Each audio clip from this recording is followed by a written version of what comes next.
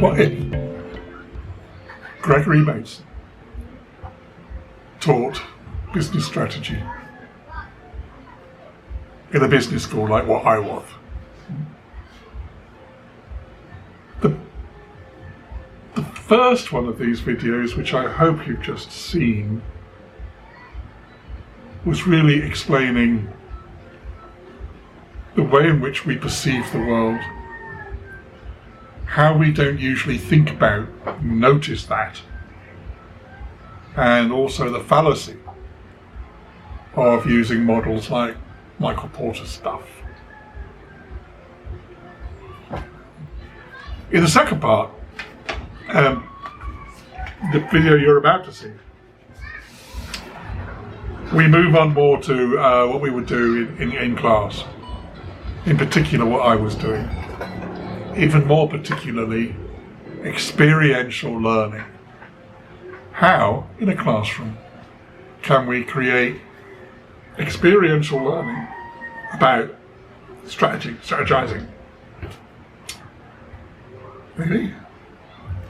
How do you unsettle somebody? How do you disturb their perception? How do you engage in learning? Enjoy.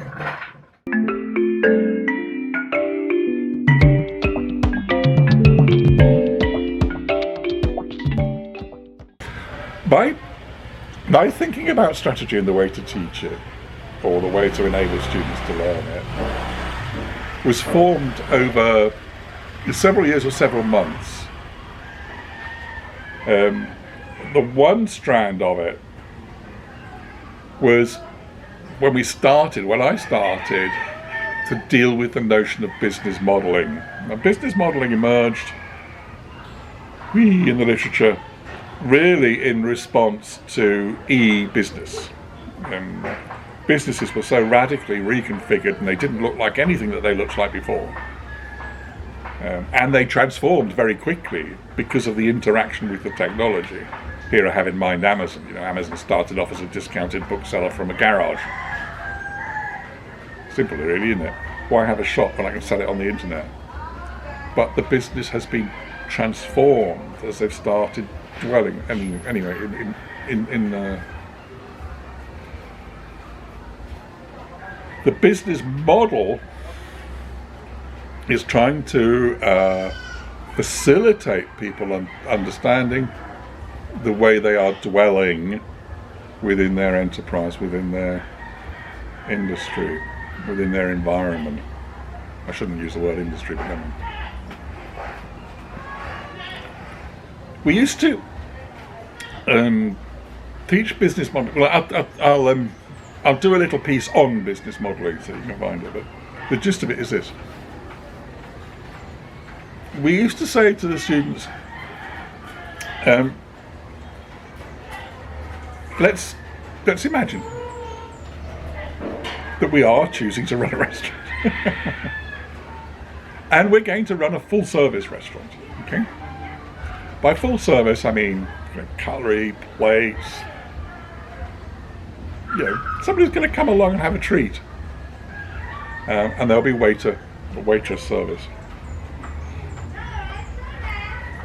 What do I need to do that? What's my minimal resource configuration to do that? What do I need? So this is how we ask the student. And of course the students, bearing in mind I was teaching in the UK, would come back, you need premises? No, I don't. You need a kitchen? No, I don't. You need ovens? No, I don't. You need a hob? No, I don't.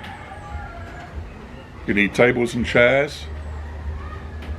Yes, but it might be that I have very, very low tables or cushions. I don't have to have tables and chairs. You need tablecloths? No. You need plates? Yep, maybe. You need eating implements, knives and forks and spoons? Possibly. And then they start to, how the hell can you run a full service restaurant like this? So I would then respond, well, there are a couple of things he missed off. I need a gopher. I need a washer-upper. I need a sink. I need a water supply. Then I can run my full-service restaurant. And at this point, they're really, really puzzled. And, well, how can I do it? I do it because what I'm thinking of, what I'm dwelling in, is an Asian location, whether it be the Philippines or maybe Taiwan, certainly Thailand, maybe Vietnam, where a full-service restaurant, a full-service eatery can be, and often is actually, just within the structure of a Dutch barn, located near a street market with street food. And my restaurant, which is where my gopher comes in, takes the order, runs off down the street, brings the food back, plates it and makes it look lovely, gives it to the service people, the waiters, waitresses, who take it out and make a great big fuss of serving you your food. The configuration works, and I can make it work because I have dwelled within those places and I understand the dynamics of those places. I hope this is making sense to you. Gordon Ramsay would be appalled. Well, no, hang on a minute. If you watch Gordon Ramsay's programs about rescuing restaurants, you begin to understand that he brings all of what he has from dwelling in his kitchen spaces, and he brings an idea of how you can connect people within an area, within a place, to the product of his dwelling. Okay? What do we mean by that? Well, the marketer will say, he just takes out samples on the streets and gives them away for free. Well, yeah, but understand what's behind those processes, understand what's behind those thinking. So anyway, back to the model. So having had that little game, we then asked them, okay, so what do we need to start the process, to start the flows within the business? And why is it that I have really chosen to have a serving member of staff? Well, you've got to bear in mind that my questions are a teaching vehicle, so there are all kinds of things going on inside it still.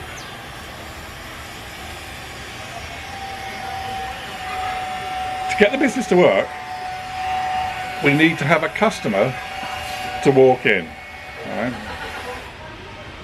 And the way that we start to think about it in the modelling is we have a leading, following circle. So how do we lead the customer in? Okay. And we want the customer to follow some initiatives. So we ask the question, what then is the customer led by? Well, the obvious thing is they're led by a menu, because that leads their choices. And if they're not engaging with the menu, then the member of staff can lead the reading of the menu. Yeah? The member of staff follows the choice, writes it down, and that goes to the kitchen, and that leads the activity in the kitchen. Okay, so the kitchen is following. Now, I can't go further than this because it gets a bit complex as a set of pictures. But what you end up with in a model is a model of interacting cycles. For me, the beauty of this thing is you can sit somebody down and ask them to draw the leading, following cycles of their business and the way that works. Okay? And once you follow the leading, following things, you can press the buttons, so to speak, to get any other little circles to work. A couple of things flow from this, and one of them is that the business ain't linear. Yeah? The value chain ain't a value chain at all. The value chain is squiggly, wiggly, wiggly, wiggly, wiggly, wiggly, wiggly. And if the little leading, following bits aren't in place, they don't work.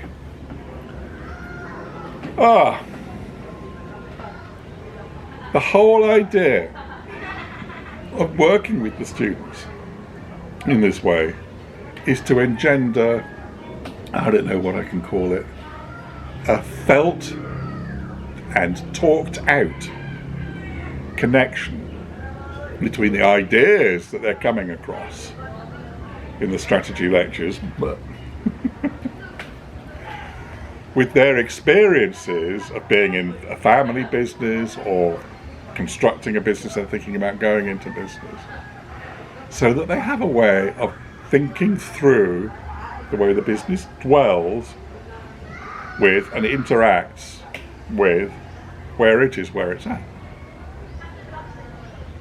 Okay? I'm pausing so that you can have a think while I have a think. Alright. The next part that started my puzzling over whether or not we were teaching strategy appropriately and that stuff was, why is it I would spend 30 hours plus working in a classroom on this mythical strategy stuff? And by the way, most of that was assumed to be pinpoint, PowerPoint, whatever you want to call it, at the student. The very, very interactive classes, doing stuff, talk. Okay, so the very, very interactive styles of teaching that I would have just under COVID just can't happen. We used to have 8, 9 or 10, not as many as that. 8 probably. Students in a group around a table, talking, arguing and working things out. They're very, very close. I'm asking social distancing. Wouldn't happen.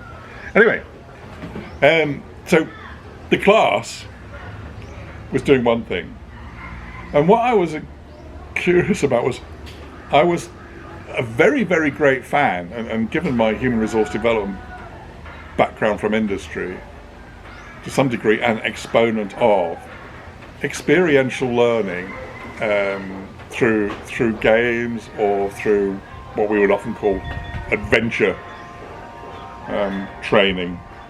And that is to say, being out in the hills with specialist outside support staff or training staff, doing stuff which was a challenge.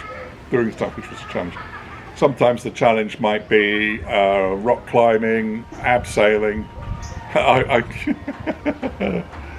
I enjoyed abseiling after I got over the first abseil. Really did. But I can't climb rocks to save my life. And certainly if you could see the lower part of me now, you'd understand I certainly couldn't do anything like that. But anyway. And we used to work at the business school with a group of guys who were absolutely fabulous. Steve and his merry men. Steve is an ex-Marine, but that's by the by.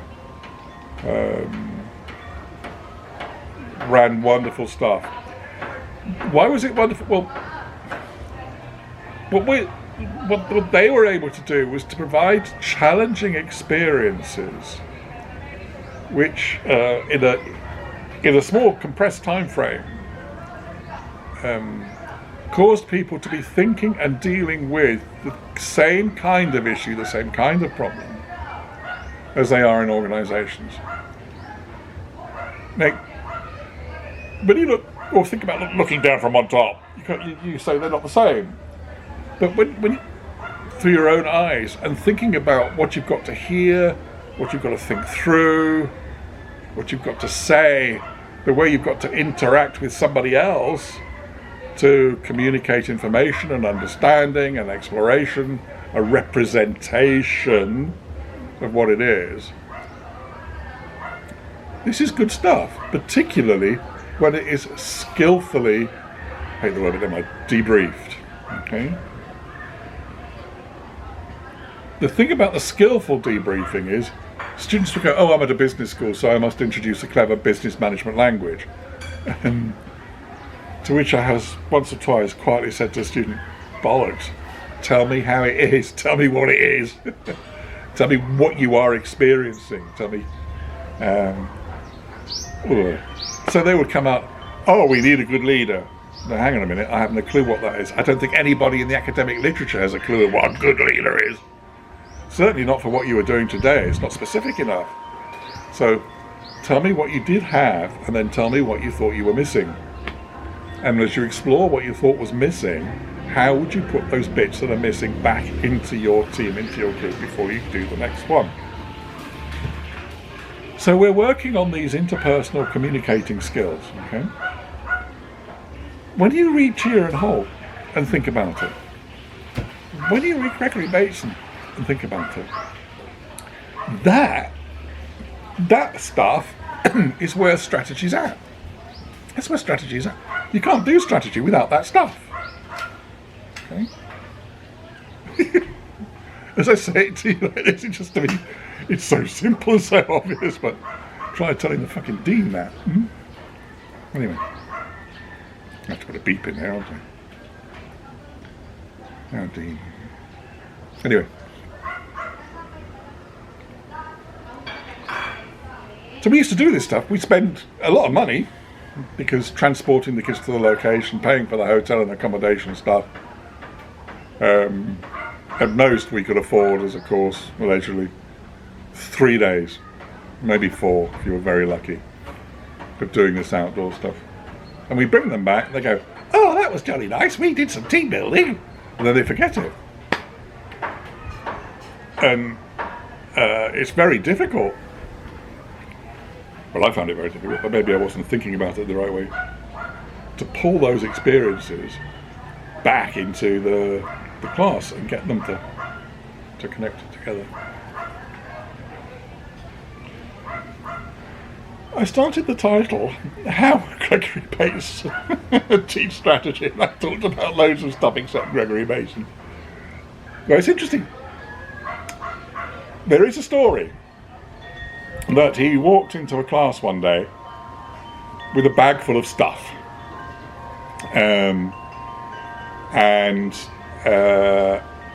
This bag full of stuff was rocks and fossils and other bits of stuff that you might find lying around in your, I was going to say in your garden, but generally lying around in a place of nature. And it included a few crab carcasses, crab skeletons, and other skeleton bits. And he asked the class to sort out which of these are or were organic and which were inorganic. Okay, that's straightforward, easy. Didn't take the class very long to do that. Very few things apparently were in discussion or in debate. One of the ones I can imagine happening, I don't know whether it actually did, is that some clever sausage would argue that when you've got a fossil, you've got an imprint of something that was alive, not the thing itself. Does that sound familiar? If not, go back and start again. Anyway, they got things sorted out into, yep. These are natural, these are organic, and these ain't organic. And then Bateson smiles at them and says, how did you do that? What? how did you distinguish, how did you make a distinction between the stuff which was organic and the stuff which wasn't? What is it that you noticed that let you know which is which?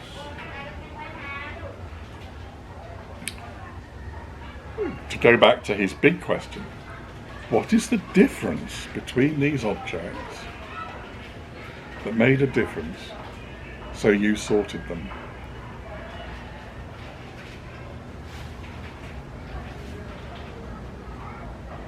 I'll let you ponder on how you might do it. Is this where I say the answer is below in the notes? I don't know. see how well you get on with that.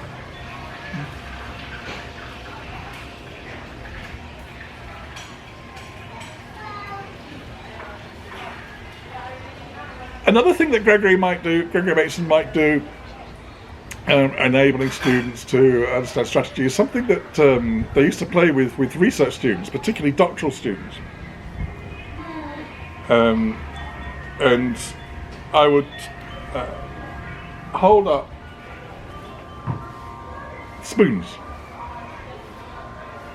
different types of spoon. But anyway, spoons. So I'd hold up 4 or 5 spoons,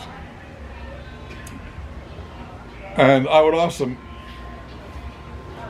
what are these? Well, no, actually, sometimes spoons. More often than not, it was just a range of kitchen implements, knives, forks, spoons, ladles, but collections of spoons, very, very different types of spoons. It works really, really well. So, ladles, slotted spoons, blah, blah, blah, blah, blah, blah, blah. Notice I'm using the names of things so that you can think about your experience to see in your mind's eye what it is that I've got in front of me. Okay. So here, and then I just hold 2 of them up. Any 2 will do. I didn't particularly choose them. I just go, right, there's that one. Where is the difference? Where is the difference between these 2 things? Now, it's interesting, and this is significant for the strategy thinking and the idea of dwelling and the idea of engaging with your environment. And Bateson would have had a big go at this. The first answer I get is, that one's big, that one's small. Yeah, but where's the difference? That one's got slots in the bottom part, that one hasn't. Yeah, but where is the difference? This really teases and plays with this positional metaphor in strategy, because what the students are doing is they're looking at the objects as 2 things. They're ignoring themselves, and they've got a plan or a map, and that object, that spoon with slots in, and they've got a plan or a map of that spoon with no slots in, and the difference, slots, no slots. Oh, that's the difference. You would ladle in that hand, teaspoon in that hand. Where's the difference? Same thing would happen first, yeah? Oh, that one's got a big thing that holds lots. And that's a little thing and doesn't hold lots. Sorry. Yeah, but where is the difference? Because you're not answering the question, where is the difference? You're articulating what differences you can describe, not where is the difference. That would really drive them mad. So then they would reach for more abstract ideas very often. Oh, it's in the texture, it's in the material, it's in. Okay.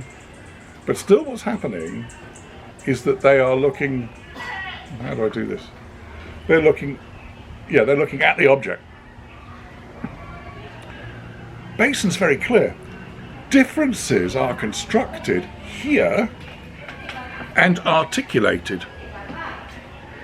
And when they're articulated, somebody will hear them, and and process them up there. But the difference doesn't exist. The difference is not a thing in the world. The difference is constructed in here. That really, really matters in terms of strategy, because the difference that somebody might be exploring in where they're dwelling, exploring as they're dwelling within their business, is a difference that they're constructing out of their interaction with that business, out of their experience of the business interacting with the environment. Except the business doesn't interact with the environment. We run a spa here in the Philippines. Our business doesn't interact with the environment. We do stuff on behalf of the business with actors in the environment. Only very obvious one is a client. How do we get clients to come in?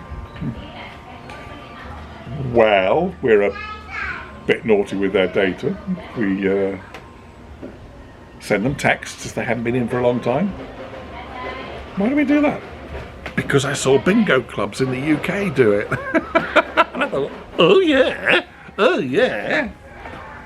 The interesting one is we wanted to send out invitations for birthdays. But people here in the Philippines won't give you that birthday data, which is interesting. Anyway, so the business doesn't interact with the environment.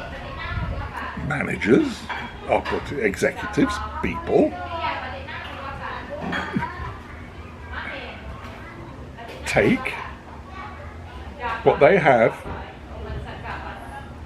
as a representation or an image of their business, and they use that to guide what they're doing. Back to the restaurant, yeah?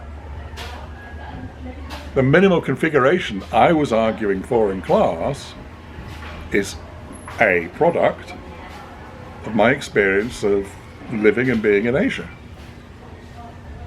Which is quite funny because a lot of my students were Asian, but they were Chinese. Actually, the funniest answer I ever had. To me, as a Brit who spent a lot of time in the Philippines, the funniest answer that I had was, okay class, what do I need to run a restaurant?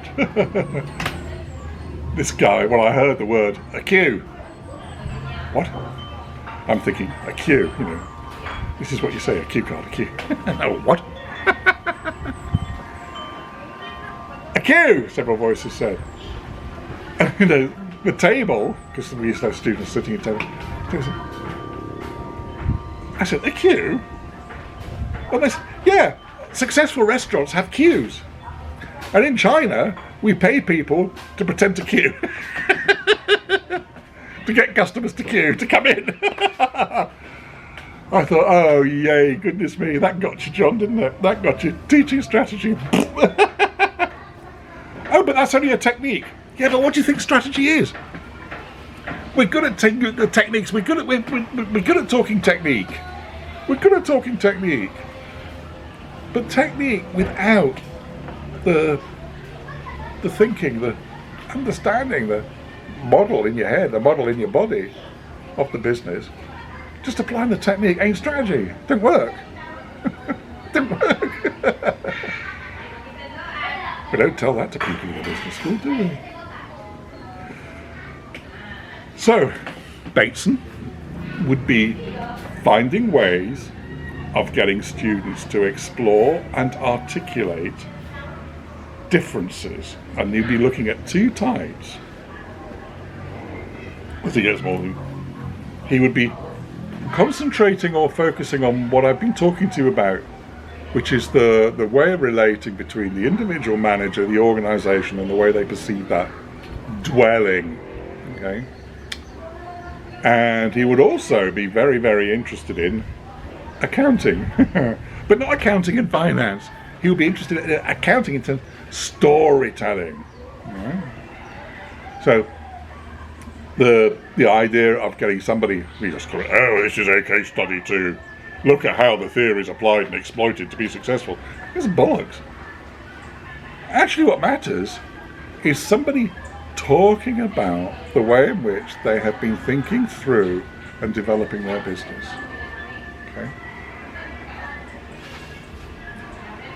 And when I say talking about, I don't just mean talking about. What we're after is we're asking them to talk through the way they see or saw or understood things, what they were paying attention to, what that meant to them as they were working through it.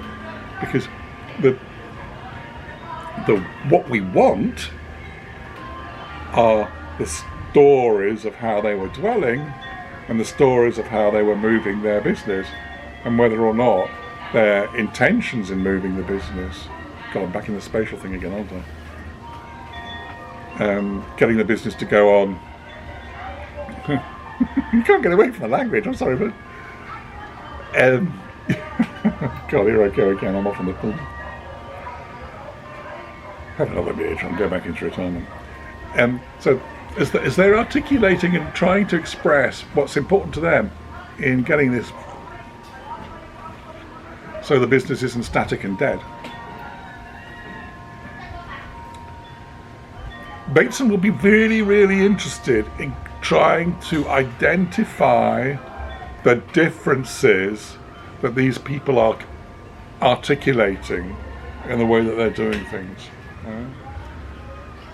Looking at several case studies, you then begin to realize that there are categories of difference. You get different types of difference. You get types of difference. You get types of stuff which people notice, and we give that a label.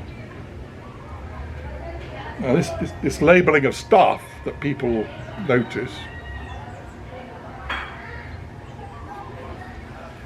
goes into the forming of theory.